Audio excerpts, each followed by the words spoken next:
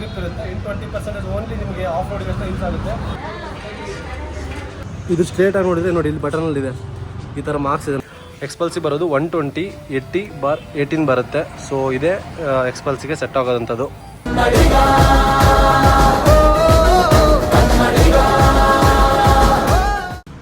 Hello, welcome back to my YouTube channel. Actually ಇವತ್ತು ಆಗಿರೋ problem ಏನಂತ ಅಂದರೆ, ನನ್ನ ಬೈಕ್ ಇದೆ ನೋಡಿ. ಸೊ ಇದರಲ್ಲಿ ಫ್ರಂಟ್ ವೀಲ್ ಜಾಸ್ತಿ ವಾಬ್ಲಿಂಗ್ ಆಗ್ತಿತ್ತು. ಲಾಂಗ್ ಎಲ್ಲ ಹೋಗ್ಬೇಕಾದ್ರೆ ಜಸ್ಟ್ ಹಿಂಗೆ ಕೈ ಬಿಟ್ಟರೆ ಸಾಕು, ಹಿಂಗೆ ಶೇಕ್ ಆಗ್ತಿತ್ತು. ಸೊ ಇವತ್ತು ನಾನು ಅದನ್ನು ಅಲೈನ್ಮೆಂಟ್ ಮಾಡ್ಸ್ಕೊಂಬರೋಣ ಅಂತ ಹೋಗ್ತಿದ್ದೀನಿ. ಹಿಂದ್ಗಡೆದು ಇಶ್ಯೂ ಇತ್ತು, ಸೊ ಅದನ್ನು ಒಂದು ಕೇಳ್ತೀನಿ. ಮಾಡಿದ್ರೆ ಅದು ಜಾಸ್ತಿ ಇಲ್ಲ, ಸ್ವಲ್ಪ ಇದೆ, ಬಟ್ ಅದು ಆದರೆ ಅದನ್ನು ಮಾಡಿಸ್ತೀನಿ. ಸೊ ಆ್ಯಕ್ಚುಲಿ ಏನಂದರೆ ಟಯರ್ದು ಇಶ್ಯೂ ಇದೆ. ಸೊ ಟಯರ್ ರಿಪ್ಲೇಸ್ ಮಾಡಬೇಕು. ಸೊ ನೋಡೋಣ ಇವತ್ತೇನಾಗುತ್ತೆ, ಬನ್ನಿ ನೋಡೋಣ. ಒಟ್ಟಿನಲ್ಲಿ ಫ್ರಂಟ್ ಟಯರ್ ಅಂತೂ ಜಾಸ್ತಿ ಇದೆ, ಅದನ್ನಂತೂ ಇವತ್ತು ಮಾಡ್ಸ್ಕೊಂಬರೋಣ. ಸೊ ಬನ್ನಿ ಹೋಗೋಣ ಮಾಡ್ಸ್ಕೊಂಬರೋಕ್ಕೆ.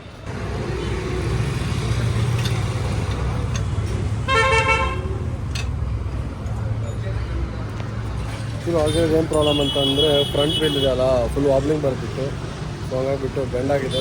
ಬೆಂಡ್ ತಕ್ಷಣ ಅಂತ ಬಂದಿರೋದು ಜಾಸ್ತಿ ದಿನ ಆಯಿತು. ಜಾಸ್ತಿ ಆಫ್ ರೋಡ್ ಎಲ್ಲ ಹೋಗ್ಬಿಟ್ಟು ವೀಲ್ ಫುಲ್ ಅಲೈನ್ಮೆಂಟ್ ಹಿಂಗೆ ಆಗ್ಬಿಟ್ಟಿತ್ತು. ಇವಾಗ ಫ್ರಂಟ್ ವೀಲ್ ಒಂದೇ ಪ್ರಾಬ್ಲಮ್ ಇದೆ ಅಂತ ಹೇಳಿದ್ದಾರೆ. ಹಿಂದ್ಗಡೆ ವೀಲ್ ಏನು ಪ್ರಾಬ್ಲಮ್ ಇಲ್ಲ ಅಂತ ಹೇಳಿದರು. ಸೊ ಫ್ರಂಟ್ ವೀಲ್ ಒಂದು ಮಾಡಿಸ್ತಿದ್ದೀನಿ. ಅದು ನನ್ನ ಮಿಡಲ್ ಸ್ಟ್ಯಾಂಡ್ ಬೇರೆ ಇಲ್ಲಲ್ಲ, ಸೊ ಹಂಗಾಗ್ಬಿಟ್ಟು ಬೆಂಡ್ ಮಾಡಿ ಆ ಕಡೆ.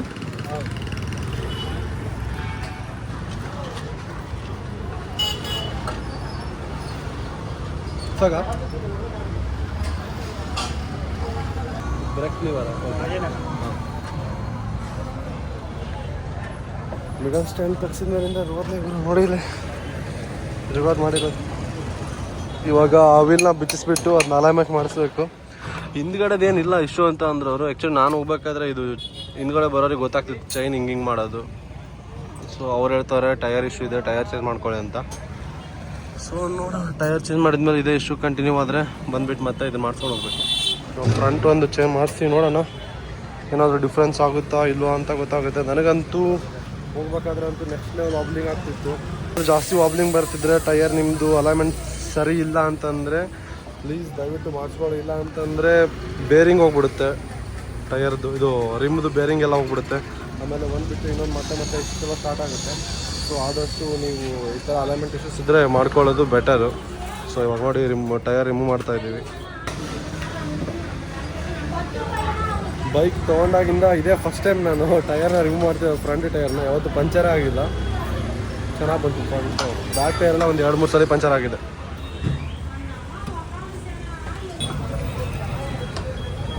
ಫ್ರಂಟ್ ಬ್ರೇಕ್ ಪ್ಯಾಡ್ ಇನ್ನೂ ಬೇಜಾನಿದೆ ನೋಡಿ, ಕಾಣುತ್ತೆ ನಿಮಗೆ. ಬ್ಯಾಕು ಇನ್ನೂ ಜಾಸ್ತಿ ಇದೆ, ಮೊನ್ನೆ ರೀಸೆಂಟಾಗಿ ಹಾಕ್ಸಿರೋದು. ಚೇಂಜ್ ಮಾಡೋ ಅವಶ್ಯಕತೆ ಇಲ್ಲ. ಟಯರ್ ಒಂದಂತೂ ಓಜಾಡ್ಸೋಂಗಿದೆ, ಅದು ಒಂದು ಚೇಂಜ್ ಮಾಡಿದರೆ ಆಯಿತು. ಸೊ ಇವಾಗ ನೋಡಿ ಎಲ್ಲ ಟಯರ್ ರಿಮೂವ್ ಮಾಡಿದ್ವಿ. ಇವಾಗ ಅದನ್ನು ಆ ಸ್ಲಾಟಿಗೆ ಹಾಕ್ಬಿಟ್ಟು ಅದನ್ನ ಎಲ್ಲೆಲ್ಲಿ ಲೂಸ್ ಆಗಿದೆ ಸ್ಪೋಕ್ಸ್ ಎಲ್ಲ ಅದನ್ನು ನೀಟಾಗಿ ಫಿಟ್ಟಿಂಗ್ ಮಾಡಿಕೊಂಡ್ರೆ ಅದು ಗೊತ್ತಾಗುತ್ತೆ ಎಲ್ಲೆಲ್ಲಿ ಅಲೈನ್ಮೆಂಟ್ ಹೋಗಿದೆ ಅಲ್ಲೆಲ್ಲ.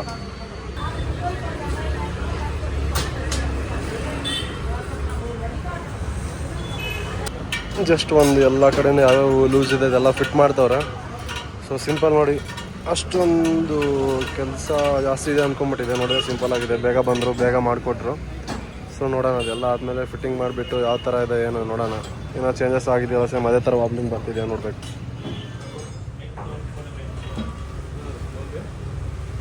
ಇವಾಗೆಲ್ಲ ಆಯಿತು, ಏನು ನೋಡ್ತಿದ್ದೀರಲ್ಲ. ಇವಾಗ ಜಸ್ಟು ಮತ್ತೆ ಟ್ಯೂಬ್ ಹಾಕ್ತಿದ್ದೀವಿ. ಮತ್ತೆ ಟ್ಯೂಬ್ ಹಾಕಿ ಟೈರೆಲ್ಲ ಫಿಟ್ ಮಾಡಿ ವಾಪಸ್ ಫಿಟ್ ಮಾಡಿದೆ, ಕೆಲಸ ಮುಗಿದೋಯ್ತು. ಅವ್ರು ಹೇಳ್ತವ್ರೆ ಹಿಂದ್ಗಡೆ ಅದನ್ನು ಬೇಕಾಗಿಲ್ಲ ಮಾಡೋದು, ಕರೆಕ್ಟಾಗಿದೆ, ಅದು ಚೈನ್ದು ಮತ್ತು ರಬ್ಬರ್ದು ಇಶ್ಯೂ ಇದೆ ಅಂತ ಹೇಳ್ತಾರೆ. ಸೊ ನೋಡ್ಬೇಕು ಏನಂತ.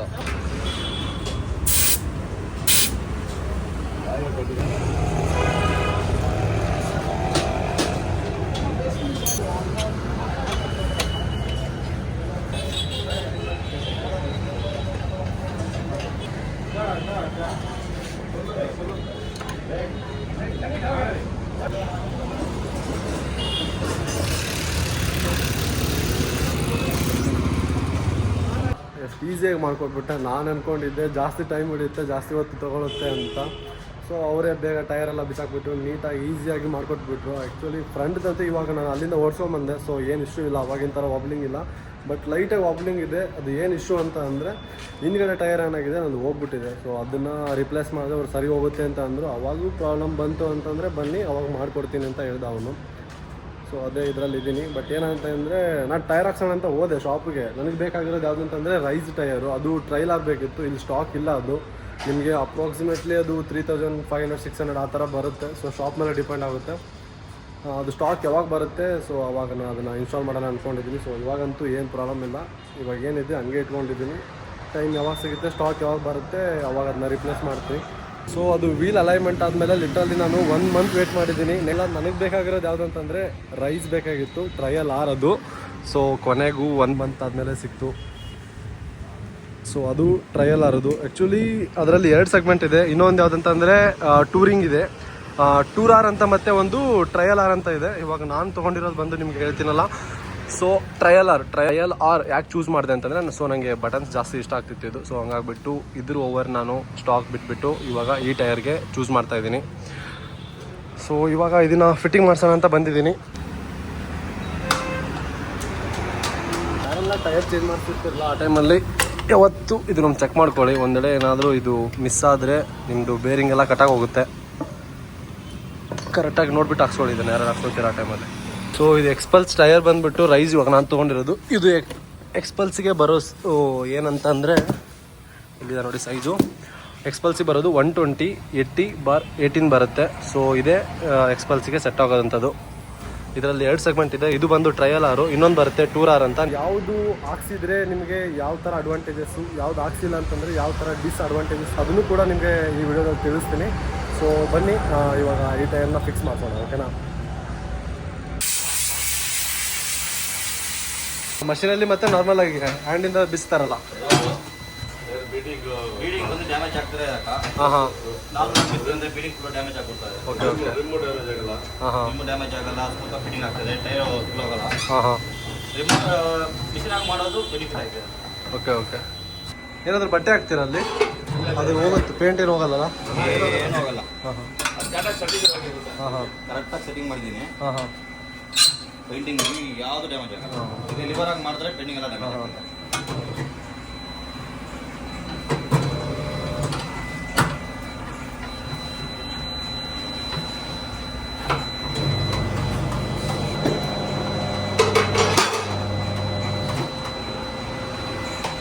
ಫುಲ್ ಹೋಗಿದೆಯಲ್ಲ ಇದು? ಎಲ್ಲ ಹೋಗ್ಬಿಟ್ಟಿದೆ, ಫುಲ್ ಎಲ್ಲ ವಜಾಕ್ಸ್ಕೊಂಡಿದೆ. ಅಲ್ಪ ಸ್ವಲ್ಪ ಇತ್ತು, ಬಟ್ ರಿಸ್ಕ್ ತೊಗೊಳೋದು ಬೇಡ ಅಂತ ಚೇಂಜ್ ಮಾಡಿಸ್ತಾ ಇದ್ದೀನಿ. ನೀರ ಬರೋದು ಸೋಫಾ. ಹಾಂ ಹಾಂ. ಇವತ್ತು ನಮ್ಮ ಜೊತೆಗೆ ನಮ್ಮ ಹುಡುಗಿ ಬಂದವನೇ ಹಾಕ್ಸೋಕ್ಕೆ.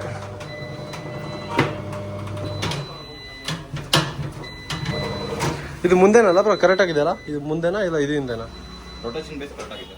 ಅಲ್ಲ ಬ್ರೋ, ರನ್ನಿಂಗ್ ಅಲ್ಲಿ ಆಗ್ಬೇಕಾದ್ರೆ ಈ ಪ್ಯಾಟರ್ನ್ ಮುಂದೆ ಇರ್ಬೇಕಾ ಹಿಂದೆ ಇರ್ಬೇಕಾ ಅದನ್ನ? ಅದಕ್ಕೆ ಕನ್ಫರ್ಮಾ? ಕನ್ಫರ್ಮ್ ಅಂದ್ರೆ ಈ ಕಡೆ. ಹಾಂ ಓಕೆ, ಡಿಸ್ ಕರೆಕ್ಟ್ ಆಗಿದೆ. ಹಾಂ ಹಾಂ ಓಕೆ. ಹ್ಞೂ ಹಾಂ ಹಾಂ. ಓ ಈ ಕಡೆ ರೊಟೇಷನ್, ಈ ಸಿಂಬಲಾ? ಇಲ್ಲಿದೆ ನೋಡಿ, ಈ ಥರ ರೊಟೇಷನಲ್ ಲ್ಯಾಂಪ್ ಇರುತ್ತೆ, ಆ ಕಡೆ ಹಾಕ್ಸ್ಬೇಕು ಅದನ್ನ. ಸೊ ಅದರಲ್ಲೇ ಒಂದು ಟ್ಯೂಬ್ ಬರುತ್ತೆ. ನಿಮ್ಮದು ಓಲ್ಡ್ ಟ್ಯೂಬ್ನ ಆ್ಯಕ್ಚುಲಿ ನೀವು ಕ್ಯಾರಿ ಮಾಡಿ. ಎಕ್ಸ್ಪಲ್ಸ್ ಬಗ್ಗೆ ಆಲ್ರೆಡಿ ಎಲ್ಲರಿಗೂ ಗೊತ್ತಿದೆ. ಪಂಚರ್ ಆದರೆ ಟ್ಯೂಬ್ ಹೋಗ್ಬಿಡುತ್ತೆ. ಅಂದರೆ ಇದು 3 ಸಲ ಹಾಕ್ಸಿರೋದು ನಾವು ಆ ಟ್ಯೂಬ್ನ. ಸೊ ಈ ಟ್ಯೂಬ್ನ ನೀವು ಇಟ್ಕೊಂಡ್ರೆ ನಿಮಗೆ ಆಪತ್ಕಾಲದಲ್ಲಿ ಆ್ಯಕ್ಚುಲಿ ಯೂಸ್ ಆಗುತ್ತೆ ನಿಮಗೆ ಅದು ಆರಾಮಾಗಿ. ಸೊ ದಯವಿಟ್ಟು ಇದನ್ನು ಆಲ್ಮೋಸ್ಟ್ ಯಾರು ಟೈರ್ ಚೇಂಜ್ ಮಾಡಿಸ್ತೀರ ಇದನ್ನು ಕ್ಯಾರಿ ಮಾಡಿ.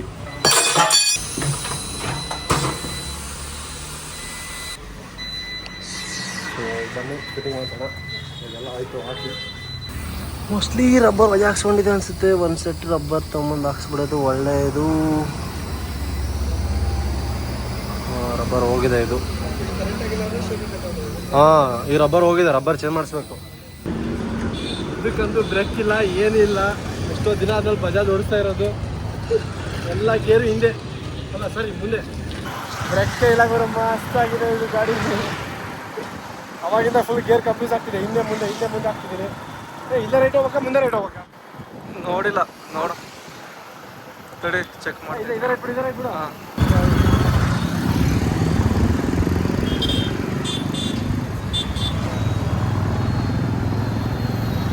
ಬ್ರೇಕ್ ತೋರಿಸು ನೋಡಿ, ಬ್ರೇಕು ಮುಂದೆ ನೋಡಿಲ್ಲ. ಒಂದು ವೇಳೆ ನಿಲ್ಲಿಸ್ಬೇಕಂತಂದ್ರೆ ಏನು ಮಾಡ್ಬೇಕು ಅಂತಂದರೆ ಕರೆಕ್ಟಾಗಿ 2 ಕಾಲ ಹಚ್ಬೇಕು ಅಷ್ಟೇ. ಅಷ್ಟು ಮಾಡಿದ್ರೆ ನಿಲ್ಲಿಸುತ್ತೆ. ಎಲ್ಲನೂ 144 ಬರುತ್ತಲ್ಲ ಅದಕ್ಕೆ. ಹಾಂ ಸಿಕ್ತು ಬ್ರೋ, 144 ರುಪೀಸ್ ಅಂತ. ಸೊ ಯಾರಾದರೂ ಯಾವಾಗ ಆಗ್ತಿರಲ್ಲ ಅವಾಗೊಮ್ಮೆ ಆ ರಬ್ಬರ್ನ ನೋಡ್ಕೊಳ್ಳಿ. ರಬ್ಬರ್ ಹೋಗಿದ್ರೆ ಜಾಸ್ತಿ ಪ್ಲೇ ಇರುತ್ತೆ ವೀಲು. ಸೊ ಈ ಥರ ಸಣ್ಣ ಪುಟ್ಟ ಇನ್ವೆಸ್ಟ್ ಮೇಲೂ ದೊಡ್ಡ ದೊಡ್ಡ ಪ್ರಾಬ್ಲಮ್ ಬರೋದನ್ನ ಫೇಸ್ ಮಾಡ್ಬೋದು ಮುಂದೆ. ಸೊ ಇಷ್ಟೇ ಫೀಸ್.